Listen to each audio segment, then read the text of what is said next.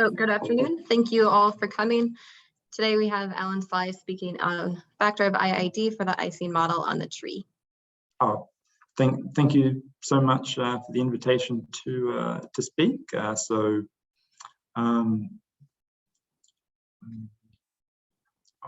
I should probably delete this. I guess this 2 doesn't disappear when I change the slides. So let me get rid of that. Okay, so I think I come from this sort of topic as from a slightly different direction as your group does, and so I'll tell you sort of a couple of different perspectives on the way I look at these questions, and it's for me it's sort of been motivated as thinking about like local functions on a graph. So you have I put IID random variables on the vertices. We can think of them as being uniform random variables, but that's just sort of a convention, and because you can make any random variable out of a uniform random variable. And then around some vertex, I put a ball of radius r, look at all of the uniform random variables in that ball and make a decision about what the state of this vertex should be. And so a couple of different directions this comes up in. One is sort of using it as a sort of algorithm to do some kind of combinatorial optimization. And so I'll talk about this as a sort of motivation in the next couple of slides. But then the main thing, which I think is probably more familiar to this audience, is thinking about these as factors of IID. And that will indeed be the main topic of this talk. Okay, so one sort of, so in terms of a combinatorial optimization, one sort of example of this is just the question of when you can find a large independent set in, say, a random regular graph, random deregular graph. So the largest independent set when D is big is roughly 2 log D over D times N. You can show that fairly easily using the second moment method. And you can give sort of actually very precise information about the size of the biggest independent set. And by the way, an independent set is a subset of the vertices such that that doesn't contain 2 neighboring vertices. And there's sort of very precise things known about this, but just sort of this is just the level of asymptotics that I'm interested in now. And we can ask, can you find such an independent set using a local function? And Lauer and Wormold have an algorithm, give an algorithm for that, which finds independent sets of size up to density log D over D times N. And it's very simple. I can just sort of describe it. Essentially, you pick some very small p as a probability, pick vertices with probability p, remove any pairs that are neighbors, but because p is small, most of them won't be neighbors. Then choose those vertices that you've picked, put them in your independent set, delete them and their neighbors, and then on the graph you have left, do the same thing again. Pick another set of vertices with probability p, choose those in your independent set, delete them and their neighbors, and iterate this. And you get about a log D over D fraction of vertices doing this. Now, this isn't exactly a local algorithm, but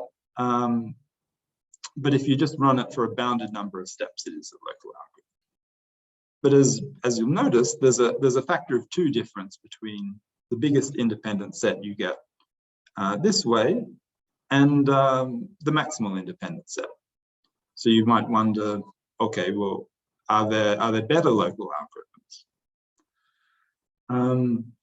And Hatamai, Lovaas, and Segedy conjectured that there would be, that you should be able to get close to 2 log D over D density.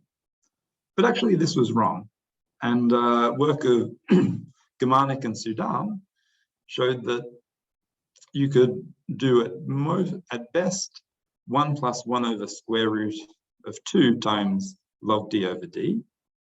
And the reason for this is because of the structure in which large independent sets appear in random graphs. So if you, and this is something that I've been very interested in, sort of what to, the sort of solution space of large independent sets, say. And you can think of them as when you're above density log d over d, they basically come in clusters. And what does a cluster here mean? Well, you could think of two independent sets as being adjacent if they just differ in, one or a small number of vertices. And so that gives you a notion of adjacency, and then you can talk about the connected components of big independent sets. And when you're looking at sort of small independent sets, they're all sort of in one connected component. But above a certain size threshold, they split into clusters that are far apart from each other. And this sort of intuitively looks like something that should be a barrier for local algorithms. And Germanic and Sudan showed that. They said, well, suppose that we did have a local algorithm, we could take some uniform random variables, and that would return some independent set in one of these clusters. And now take a different realization of the uniform random variables, and this will give me another independent set. And because they're independent, these independent sets should be basically uncorrelated with respect to each other. And then you could interpolate between the two, changing one variable or so keeping a probability p fraction of the first set of uniform random variables and a 1 minus p fraction of the second set. And that should be able to sort of give you an interpolation of large independent sets between these two ones you found. But that sort of contradicts the clustered picture. And so so there's no such local algorithm that will do that. And they did that using something about the results about the clustering of these independent sets. And then Raman and Virag gave a sort of slightly more sophisticated construction, which got down to 1 plus epsilon times log d over d. So really up to this 1 plus epsilon factor, Lauer and Warmold's algorithm was the best possible here. And so I wanted to, I'll come back to this at the end of the talk when I want to talk about some open problems that I think are sort of, some of the most interesting to me, at least. So the other sort of local function I'll talk about are factors of IID, which given that you're having a mini series on this topic, I should already know the definitions, but at least let me just say how I imagine it. It's like you have some graph with vertex set V, and you want to reconstruct some interesting measure like the Ising model or a coloring or maybe some sort of matching, and you get IID random variables on each of the vertices, and then your factor of IID is just some function of all of these uniform random variables, and that tells you what the spin at the origin is. And then if you want to work out the spin at another vertex, you do a shift that moves that vertex to the origin. Okay, and so at least at first glance, it maybe doesn't look like a sort of particularly local function because it can depend on all of the uniform random variables in the entire infinite graph. But of course, since this should be a measurable function, that can be arbitrarily well approximated by taking some sufficiently large radius and just looking at factors of IID that are sort of given that only look at the uniform random variables in some large constant R radius. And you can get the same result with probability, except with probability epsilon. Okay, and for any sort of distribution, we can ask, can we recover it as a, can we find a factor of IID for that, and sort of want to understand when that's possible.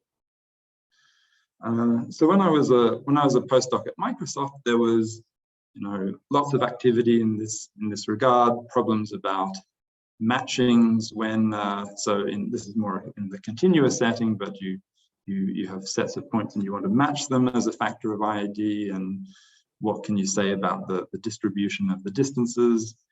Other sorts of questions were like, you take Voronoi percolation and to tile the plane, and this gives you a planar graph. Of course, the 4-color theorem says you can color it with 4 colors, but can you do that with a factor of IID? Well, Angel et al. Said you could do it with 6 colors, and Timar later improved that to 5 colors. I think Yinon Spinker has already given you a talk in this series, and so I won't repeat some of his recent results, which have been very nice. And another question, which was Jeff Stife asked me a few years ago, was sort of factors of IID for what he called divide and color models. And so these were models where you take the vertices in the graph and you have some process that partitions them into some partition, and let's maybe say that that's something that you can do with a factor of IID. And then you want to use this partition to color the vertices. So for each set in your partition, you flip a coin and use that to color all of the vertices in that set the same. So the Ising model is an example of this because of the random, and the Potts model is also like this, and also the Voda model. And so Jeff's question was, well, if the sets in the partition that you get are all bounded, you can easily sort of choose the color using the randomness you have in the factor of IID. You can sort of like choose one vertex to be a sort of leader and make the decision for the whole set. But if the sets you get are infinite, then you can't do it like that. There's no sort of way of like when you have some infinite set, choosing you can't choose one distinguished vertex. But it may be that the resulting process is nonetheless can be given as a factor of IID. And so we asked, are there any natural examples in which you can do that? And in particular, he said one example might be the Voda model and its stationary distribution in dimension 3 and higher. And with Lingfu Zhang, we showed that indeed that can be. Although the sets of the partition you get there is by taking coalescing random walks, and the random walks that coalesce together are each in the same equivalence class, and they're and so there's infinitely many of them, and they're all infinite. And so then you and each of these equivalence classes gets a color. Those colors are the stationary distribution of the Voda model. But that you can give a sort of different construction which doesn't of the Voda model, and show that it is indeed a factor of IID. Okay, so but another of these divide and color models is the Ising model, and that's going to be the main topic of the talk. And sorry it took so long to get to that, but so if you don't know the Ising model, it's a model that originally comes from statistical mechanics. Each vertex is either plus or minus, and it's given by this probability distribution e to the beta sum of sigma u sigma v, which, so the sigma u and sigma v, they're +1 and -1, and this distribution is weighted so that configurations with more pluses next to pluses and minuses next to minuses are more likely to occur. Another formulation, but on the tree, there are particularly simple formulations of this. So you can define this for any graph, but on the tree, there's another way of representing it, which is to say, okay, we'll pick the root to be either plus or minus with probability half. And then each time we go from the root to a child, we'll take the same sign with probability a half plus a half tangent beta, and the opposite sign with probability a half minus a half of tangent beta. And so you can sort of start from the root and broadcast down to the leaves the spins that you see. And so on each ray in the tree, it just looks like a two-state Markov chain. And so you can easily calculate the covariance between two vertices, say u and v, and it's just tangent beta to the power of the distance from u to v. So this is another equivalent representation.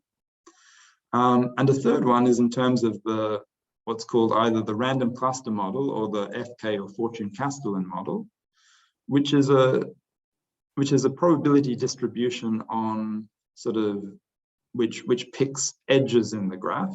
So it's according to the formula below there, which weights according to 2 to the power of the number of clusters that you have. But in the case of a tree, it's a particularly simple form. It's just choosing edges independently. It's just the percolation model. And so percolation with probability p. And if you let p be tangent of beta and choose keep edges with those probabilities, and then this gives you a partition into connected components. And for each connected component, you flip a coin, setting it to either +1 or -1 with the probability half, and fill out the values of the vertices that way. That's another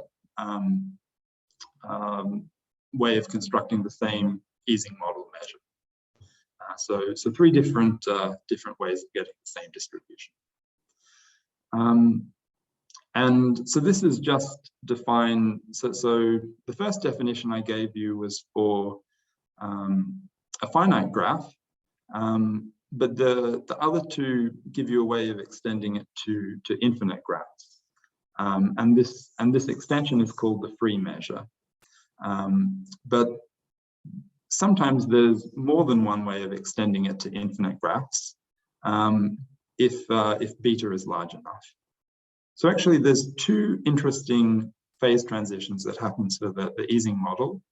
One is called the uniqueness threshold. This is when tangent beta equals, or d tangent beta equals 1. And this corresponds to the point where if I put on level L in the tree, I put a boundary condition of all pluses, then it affects the conditional distribution of the root, makes it more likely to be plus, independent of the depth of L, the level that I look at. So even far away boundary conditions have an effect on the root.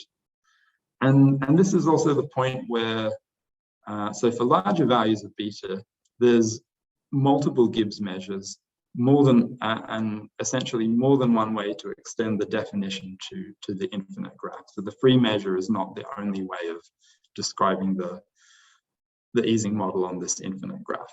Another one would be the plus measure, which is you get from conditioning level L to be all plus, looking at the Ising model, and then send L to infinity, and that converges to a distribution where vertices have probability more than 1/2 of being plus. And there's a minus measure, which is the opposite of that.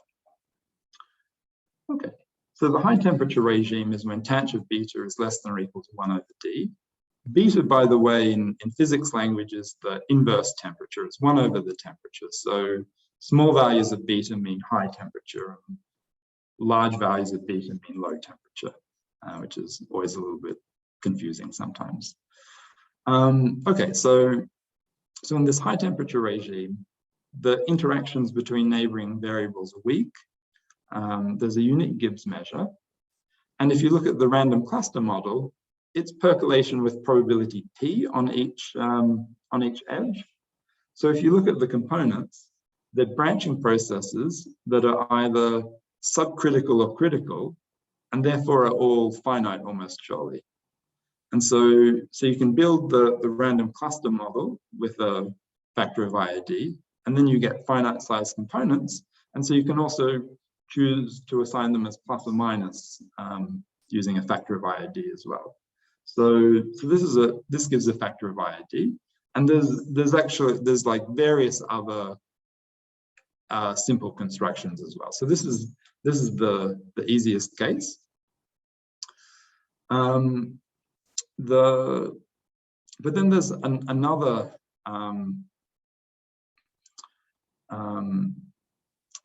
phase transition called either the reconstruction or extremality transition.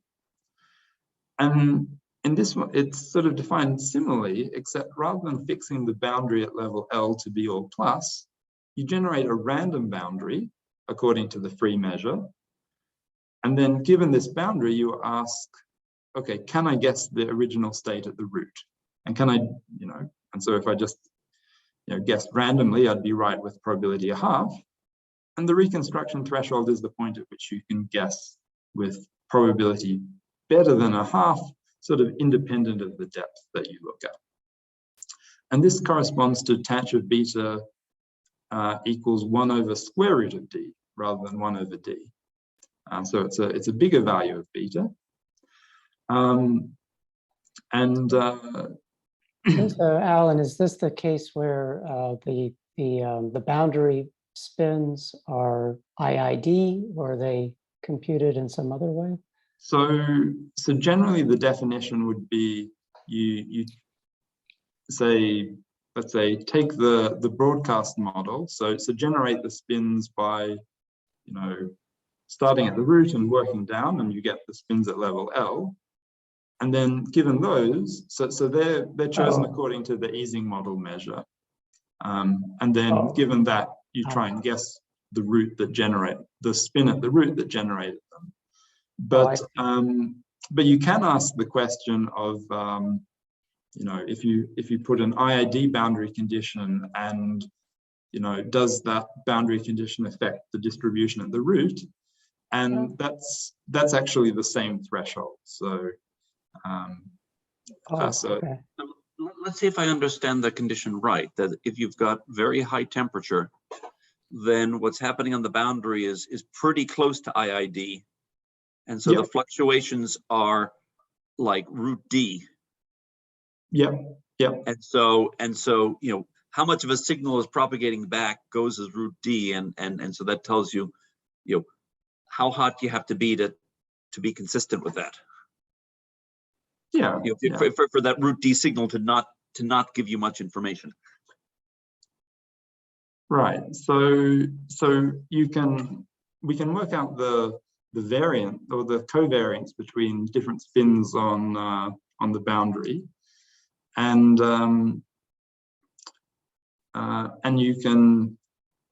this 1 over square root D threshold corresponds to the point at which the variance of the sum of the spins on level L is more than like a constant times just the number of them. So it's growing faster than just the IID case.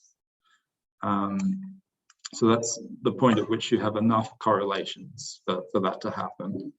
And actually the way in which you guess the root, well, this isn't sort of the optimal thing to do is like maximum likelihood, but if you just want to get something that does better than random chance, you can just sum up the spins on level L, divide by the standard deviation, and then when tanh of beta is bigger than 1 over square root of D, that will be something, that estimator will have positive,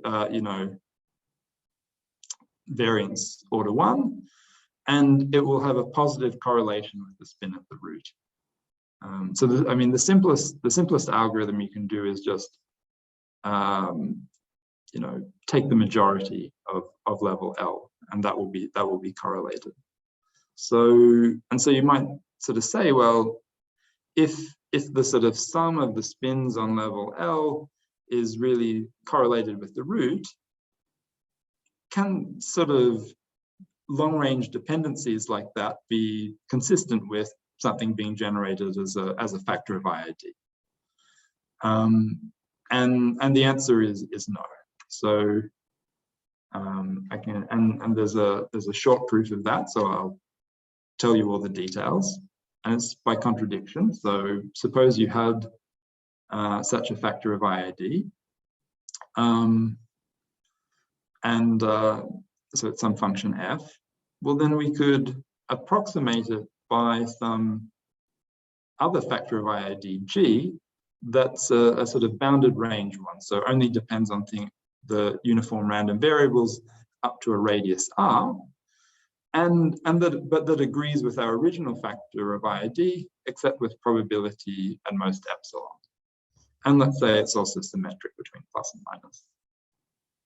Then, well, because, and we'll call this the result of this new factor of IID sigma prime.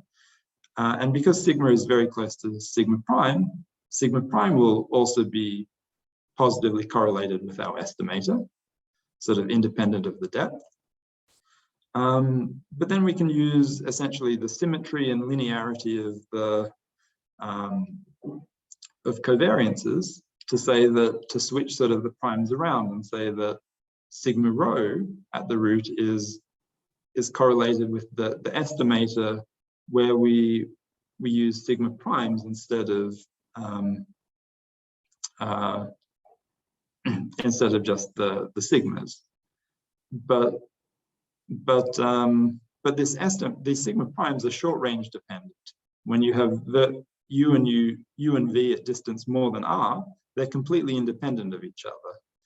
So the variance of them is just, the variance of the sum is just of order, the number of them. And so the variance of this term that's supposed to have a positive correlation with the root is actually tending to 0. So that gives a contradiction. So this is sort of directly saying that these sorts of correlations can't really be possible in the setting of a factor of IID. Okay, so at high temperatures we don't have it. At low temperatures, at high temperatures we have a factor of IID. At low temperatures we don't. What about the intermediate regime? And so this was a problem given in Lyon's paper, but it goes back further than that. And this was one of the first questions I got asked when I was a postdoc at Microsoft. And what happens when tangent beta is between 1 over d and 1 over square root of d? And I didn't make any progress on it then, and so it had been bothering me for at least 10 years or so after that. So before I tell you what we do know now, let me tell you a series of failed attempts towards finding a factor of IID before telling you one that does work. So the first thing you could try is, well, let's just do the same thing as we did in the high temperature regime. So look at the random cluster models, split the components in,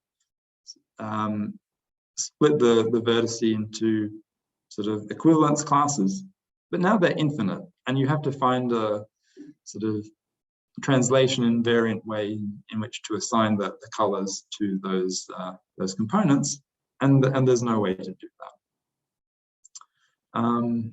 A second one, which was suggested by Yuval Perez, was to essentially use the Glauber dynamics Markov chain to assign to do the factor of IID. And this is something that definitely does work in the high temperature regime. So it's an alternative factor of IID. And the Glauber dynamics Markov chain is one where, so each vertex has a rate 1 Poisson clock. And when it rings, you delete the spin there and update it according to the stationary distribution given its neighbors. And this is reversible with respect to the stationary distribution. So on a finite graph, it will converge to the Ising model measure. But, you know, you want to, that's sort of at time t equals infinity. How can you define, but, you know, I want to know it at some fixed time. Well, there's a trick for that, which is to use the Proppen-Wilson's coupling from the past algorithm, which sort of says imagine you're running updates from time minus infinity up to time 0, and then you stop at time 0. And if you can show that it didn't depend on the configuration you started with, then what you have at time 0 is a perfect simulation of the distribution. But in this case, well, different initial conditions will lead to different measures. So if you start with just the all pluses, that will converge to the plus Gibbs measure, not the free one. And the minus one will converge to the minus measure. But the suggestion was to start with an IID initial configuration and show that that converges. But I think both simulations and heuristics I've done suggest that doesn't converge almost surely, which is what you would need in order to make this into a factor of IID.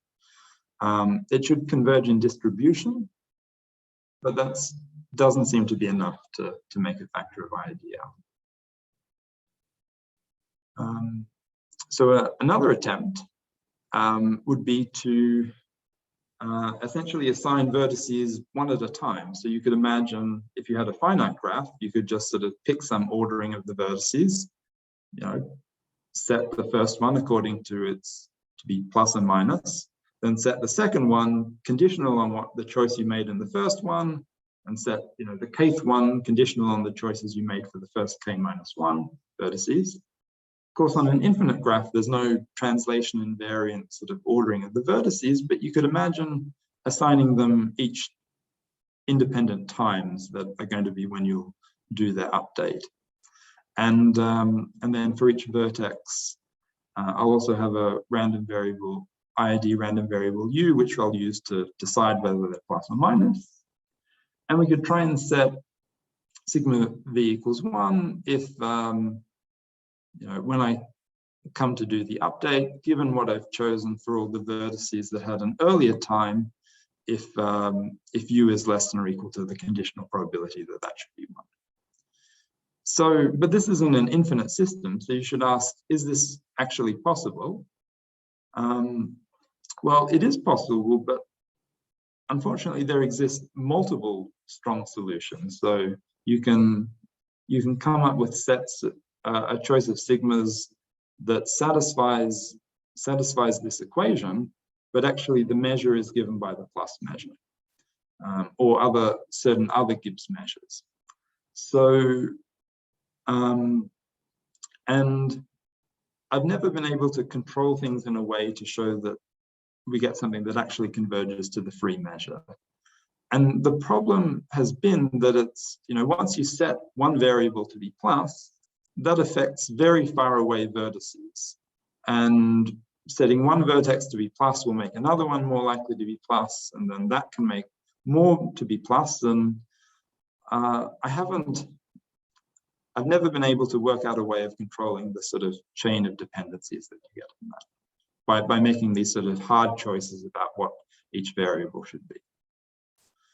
So a fourth attempt is to say, well, maybe the problem was we're making sort of hard choices about what to assign each variable. So maybe instead of revealing exactly what the spin was at V, I'll just reveal a sort of noisy version of it. So I'll tell you a spin that's correlated with its value, but with some independent noise. And then, but I get lots of these noisy versions. So if I add lots of them up, then there'll be some central limit theorem for the sum, and basically if the sum is tending to infinity, then it must have been a plus vertex, and if the sum was tending to minus infinity, it must have been a minus.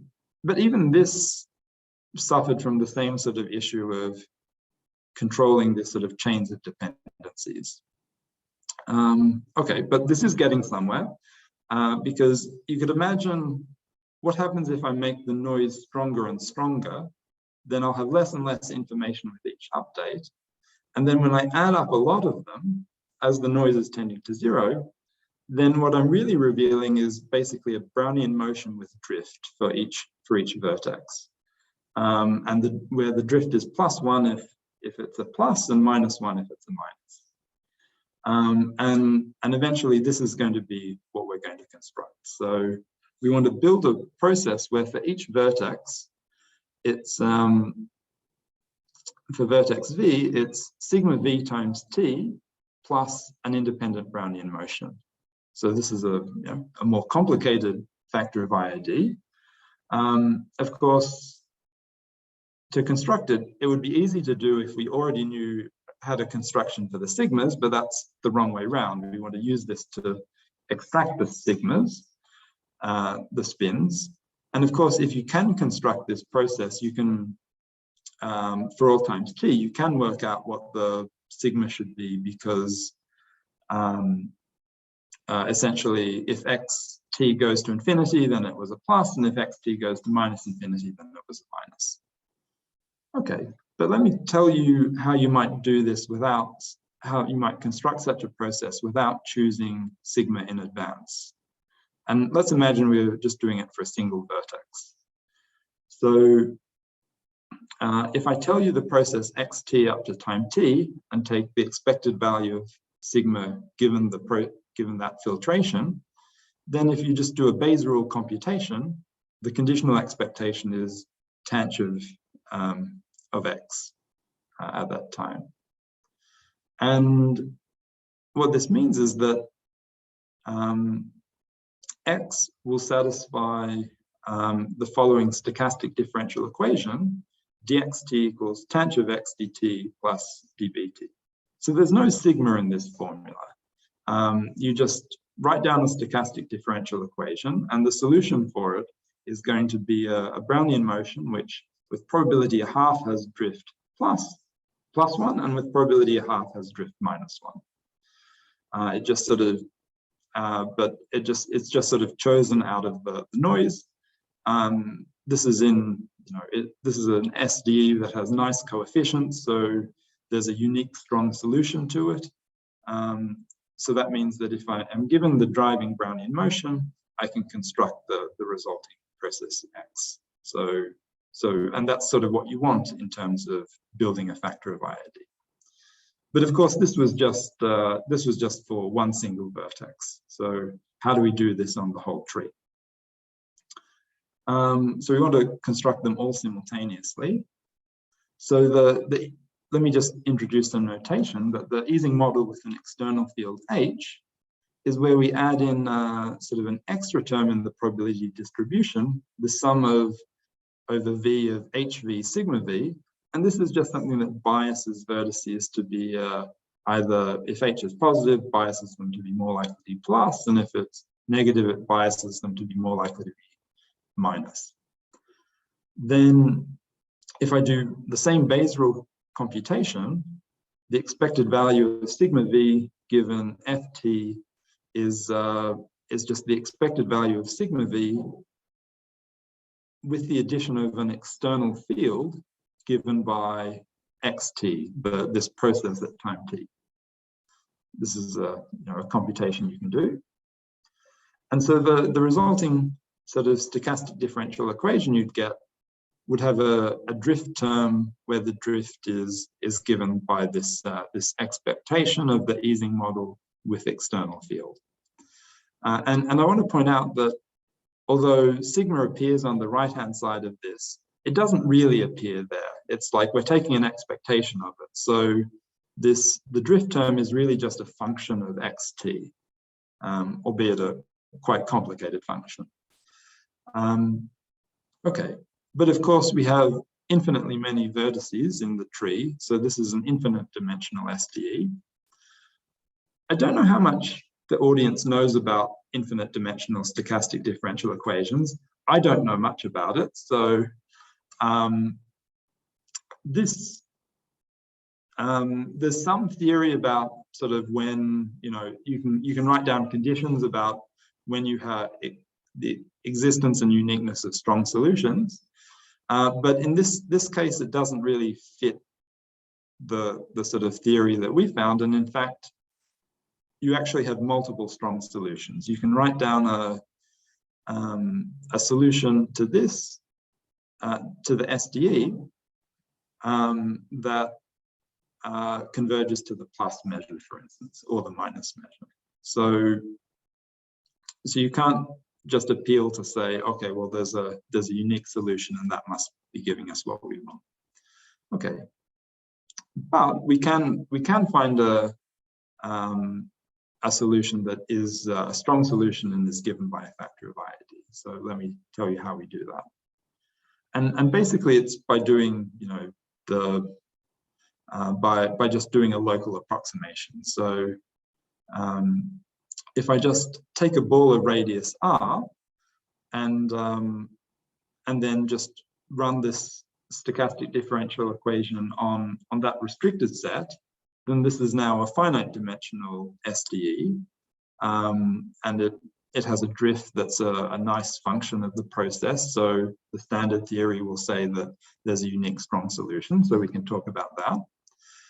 And then what we showed was that if tangent beta is less than or equal to a small constant times 1 over root d, then these local approximations converge, and the process that we get is indeed a factor of IID.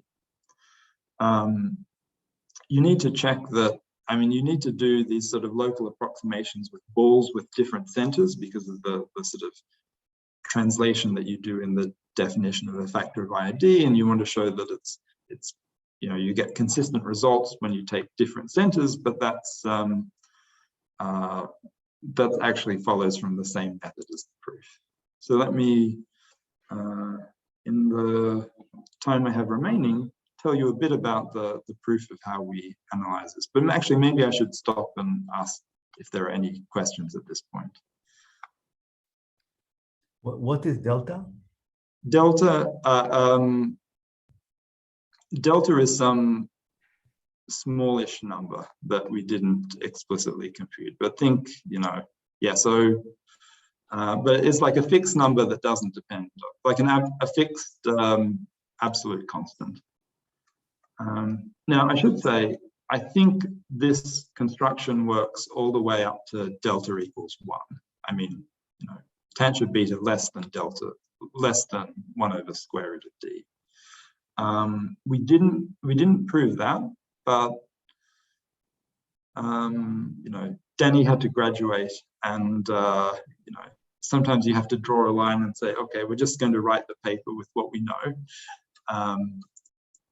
And the analysis was already kind of complicated in bits, as you'll see in the next couple of slides. But yeah, I think at least if D was large, it should work like actually up to this threshold. But that's maybe I'm just being maybe that's wishful thinking. So it would seem to me kind of natural to, instead of looking at a ball of radius r, to look at a random regular graph and try to understand the process on the random regular graph, and then specialize, and then I guess restrict to the ball of radius r. Yeah, no, that makes. I don't know. Sorry. No, that definitely makes sense. I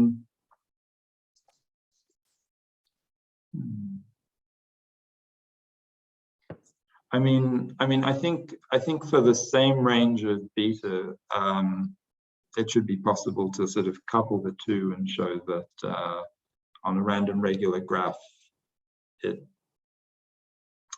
converges the way you say. Well, I mean, okay, I guess, yeah, and so in a sense that like when you write down this SDE, the sort of far away vertices where you discover that it's actually not a tree are far enough away that they don't mess up the FD part. Yeah.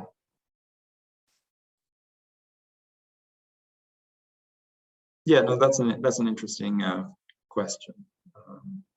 And, good. Okay. Good. Yeah. Any other questions before I think? Am I supposed to stop in at like 10 minutes too, or what's the? I can give you the 2-minute version of the proof, or what's the? Whatever you would like to do. If you want to go until 3, that's fine. Or if you want to stop before then, that's fine. Okay, let me say a little bit about the proof, and then I also want to say a couple of words about some open problems too. So basically the proof is by comparing what happens in a ball of radius r to one on r+1.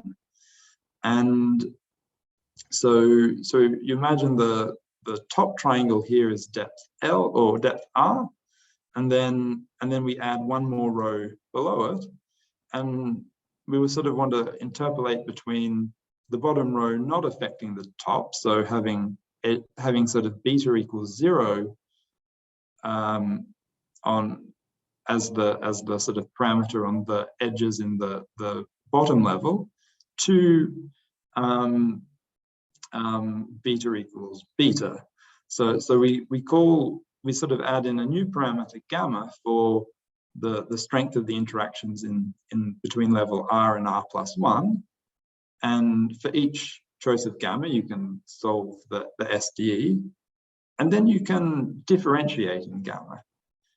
So for each gamma you get a solution, then you take the derivative, and when you differentiate you get a sum of integrals of sums of products of covariances, and the covariances are with respect to some external field, which is given by the process at different times. And then you want to analyze this and show that it's not too big. So covariances are at most tangent of beta to the power of the distance, and they're always positive. They're always greater than or equal to 0.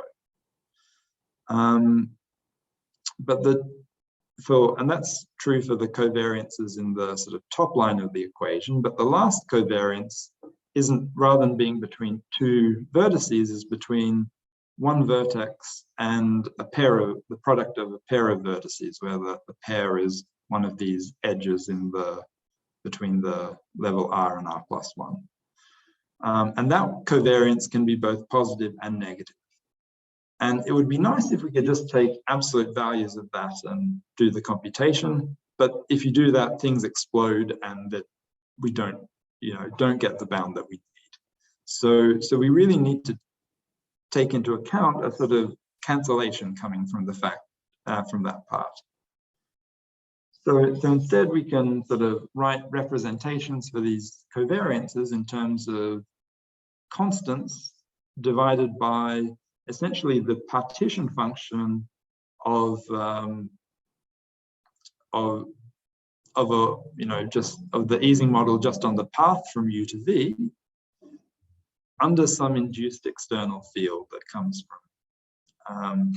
And then this more complicated covariance is the same thing, but with an extra hyperbolic sign of term of the field at one of the leads. And so when we expand that all out, we need to take an expectation like this. There's the tangent of beta term is just a constant. The red part we could deal with as just by knowing how big covariances or the partition function can be. This blue part, on the other hand, that can be positive or negative, but it's related to sort of the decay of correlation between pairs of leaves. Okay, and the blue part by itself would be easy to control, but the difficult thing is actually we take a ratio of these and they're not independent, so we can't just break it out into like the product or ratio of the expectations. So so the calculation is of this term and then summing it up over essentially all paths in the graph becomes much more complicated. And maybe I won't say any more about the details of that because I do want to mention some open problems. The first one is, of course, can we remove this factor of delta, extend it to the full regime up to 1 over square root of d? And I really think that this factor of IID will work all the way up to the critical value. So for the full intermediate regime. But of course, you know, this is a discrete model. It would be nice to have a factor of IID that didn't require you to solve an infinite dimensional stochastic differential equation. So it would be definitely nice to find a simpler way of doing it than this, but this is the only one I came up with. And the last and maybe most interesting question is sort of to what extent this relationship between factors of IID and sort of reconstruction and extremality of Gibbs measures is a more general one. So, I mean, it seems like in the Ising model, they should have the same threshold. And there's reason to think that this should be more broadly true. So, and just to give an example, the independent sets that I talked about at the beginning of the talk, if you take let's see, so if you take the corresponding sort of random measure on independent sets is called the hardcore model, and it also has a reconstruction threshold, and it corresponds to the point at which the hardcore model has density log d over d.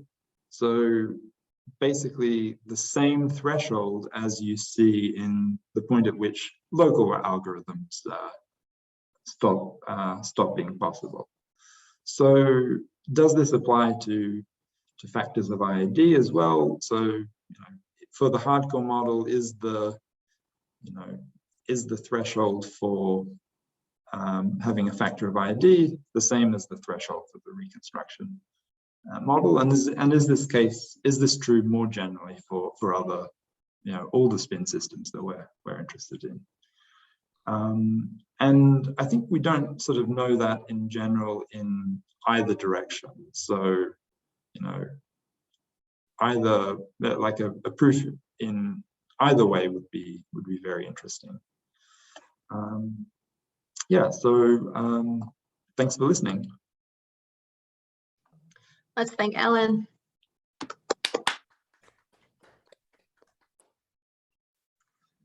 Are there any questions? Just one more question. When you said the Glauber dynamics doesn't converge almost surely, did you mean almost surely in the initial conditions, or? I mean, what I meant,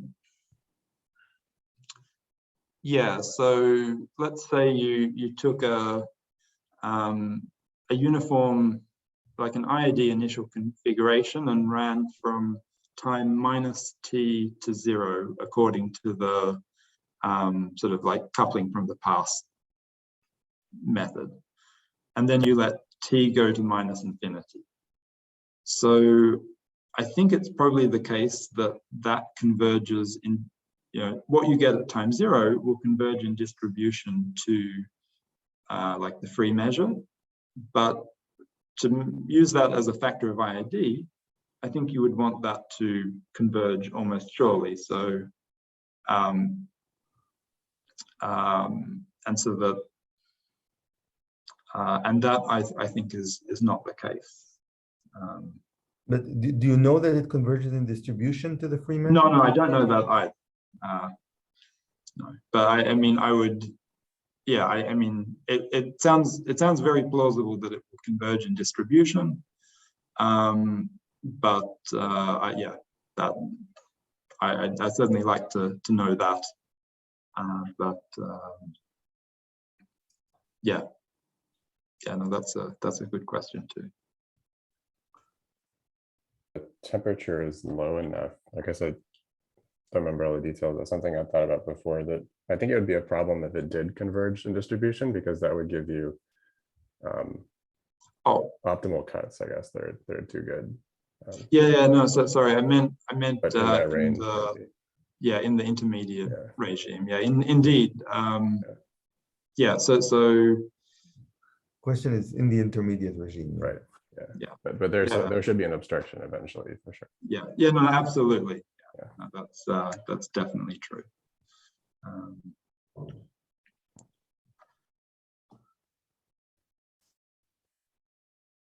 So can I ask something very naive? So you had this idea of looking at, you have the spin, then times t plus Brownian motion, and that's what x v is.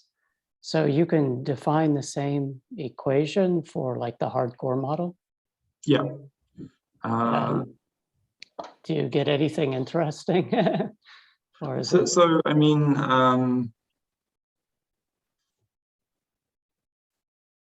so you would have a similar kind of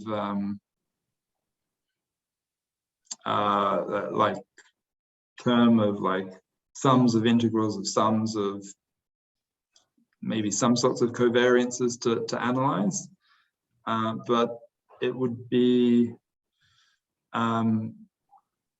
that looks more daunting to try and analyze, I think.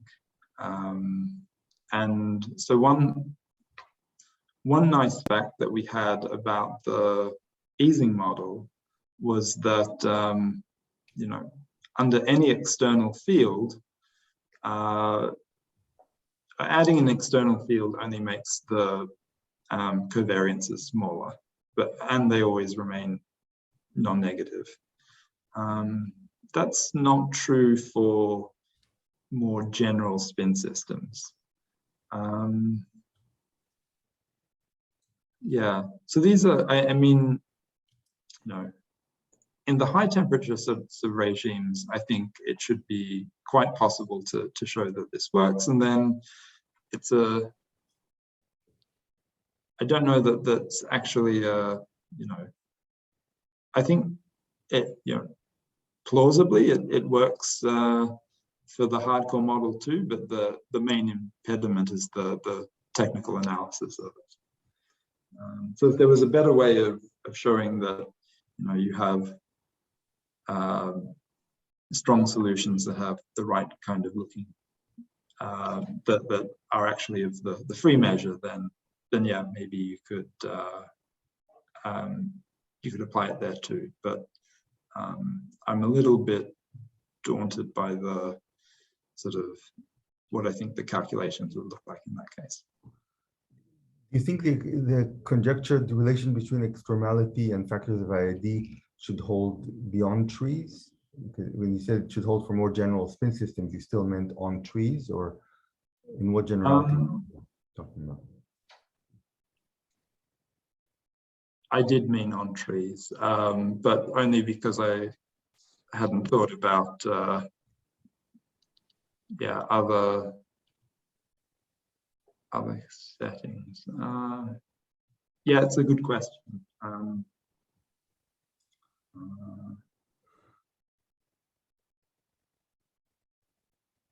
Yeah, I'm not sure. Do you have what about you? Do you have a? No, not ready to venture a guess. Okay, yeah. I was wondering, in your main theorem, where you're looking at the limit as r goes to infinity, and you wanted to establish an almost sure convergence to get like an exact factor map. Would it be interesting and or any easier to look for some kind of like local convergence in there? Um, Because you showed that there's factor maps that get you arbitrarily close in some kind of local sense, I guess. Okay, so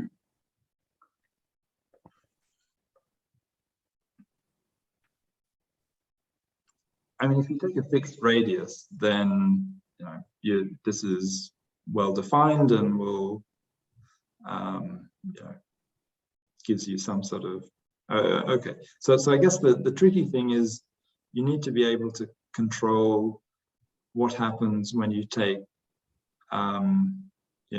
so if you want the spin at one vertex, you take a ball of radius r about it. If you want the spin at another, you take a ball of radius r about that vertex. And you want these to give sort of consistent, consistent results. And that sort of boils down to saying that the far away vertices don't really matter much. So I don't think, which was exactly what we needed to show this almost sure convergence. So I don't really know a way of getting interesting factors of IID without being able to show something like this. Yeah, no, I mean, it would be nice to be able to do that. I mean, so, it should, I mean, it should be the case that if you, take the Glauber dynamics one and start from an IID configuration and run it to time 1,000,000, then locally that should have pretty much the right statistics. But without being actually a factor of IID. But that, of course, relies on the result, which I said I didn't know how to do, which was you start from a IID configuration and it converges in distribution. So yeah, so don't know in that case, unfortunately. But that would I think maybe give you what you were looking for there. Maybe, I don't know if I understood. Yeah, I think so. Yeah. Can this be used in other graphs as a sampling method for the Ising model on finite, on finite graphs and some? I mean, yeah, you could, if you could run a, for a finite graph, you can just run, like it's just a finite system of stochastic differential equations. And if you run it for long enough and take the signs, that gives you a good, something very close to the Ising model. I wouldn't think that this was the most convenient way of sampling from the Ising model, but it would, it would converge, I guess. Yeah, and I guess, so I'm sort of wondering, okay, well, what happens in the, like when you're doing something in the very low temperature regime? It must be that sort of very early in the process, it decides whether it's going to be, say, mainly plus or mainly minus. And so you'd want your, SDE solver to, like be really accurate even for sort of very short periods of time. Yeah, I mean, it's, some like for the antiferromagnetic Ising model, sampling is, NP hard, so it's not going to be something that you can hope to do in a computationally efficient way all the time. But yeah, indeed, you could sample, any distribution you like this.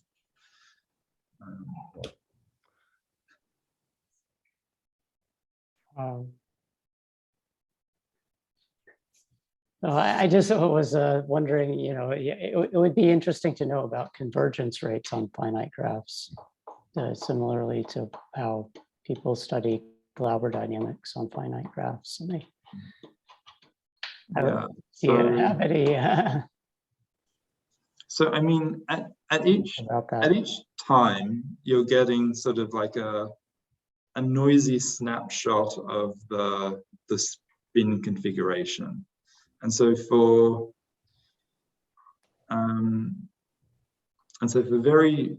sort of the early times, you're you're not going to be able to guess spins very well, but if you run it for like a constant amount of time, you already have a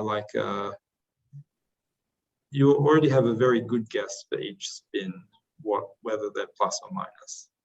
And so, I mean, I guess it depends on what sort of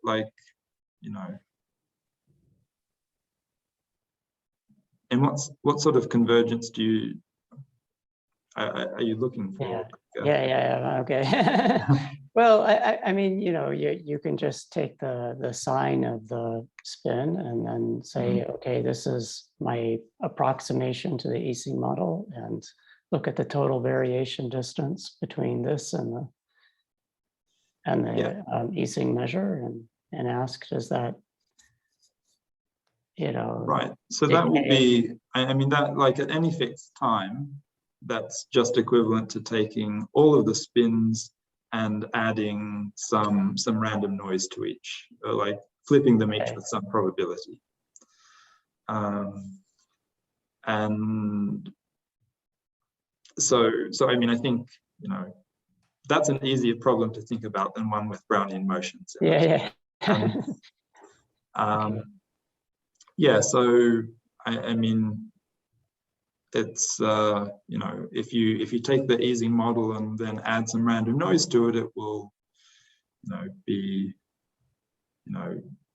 far in total variation distance, probably until the amount of noise you're adding is about like a 1/√n fraction of the vertices, I guess. So I suppose if you wanted that to be close in total variation distance, you probably could work out the point at which that happens.